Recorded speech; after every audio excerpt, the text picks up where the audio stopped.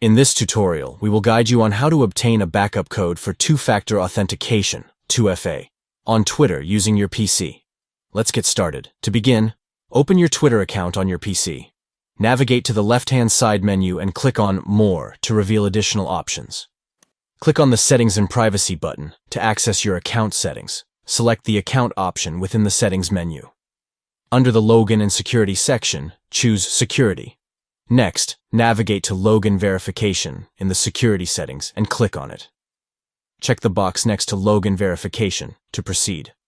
A new panel will open to guide you through setting up 2FA. Click on Start to initiate the process. Enter your Twitter password and click on Verify to continue. You will be prompted to confirm your phone number. Click on Send Code. If you don't receive the code immediately, Twitter will send you an SMS with a 6-digit code. Enter the code and click Submit. Congratulations! 2FA protection is now active on your Twitter account. To secure a backup code for emergencies, select Get Backup Code. Copy the displayed code and store it in a safe place. This code will enable you to regain access to your account in case your device is lost, stolen, or damaged.